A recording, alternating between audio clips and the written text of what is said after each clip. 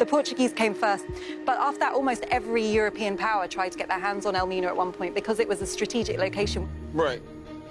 By the 1700s, the slave trade was the main business going on. So one of the things that most strikes me, Sam, about coming in here is that building. This part right here? Yeah, this square bit in the Okay. middle.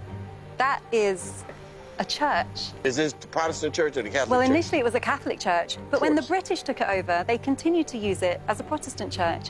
All of these Europeans thought that it was compatible to conduct this absolutely horrific trade in the dungeons of this building. And at the same time, these guys were going into church and saying their prayers every day.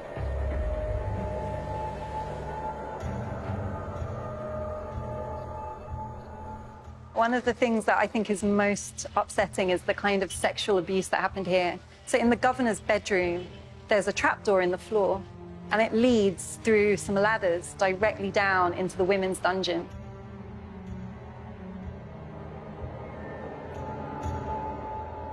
One of them would be selected and brought straight up to the officer's bedroom, washed, because they were kept in a state of filth down there.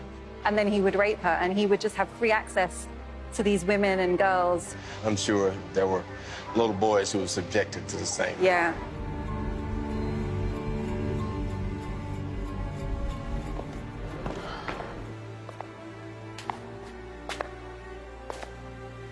This is where people who were enslaved were held until it was time for them to be shipped out onto vessels waiting here. This is the door of no return. And once they passed this point, it was the end of life as they knew it. It was the end of their culture. Their names would be changed. They would have a life of forced labor. Their children and their children's children would be born into slavery. And so this was really the end of their freedom.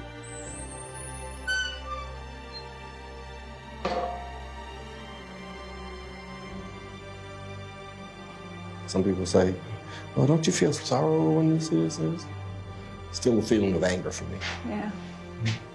Oh, okay. This is what it is. This is man's inhumanity to man, and this is almost like the capital of it. It is. Yeah.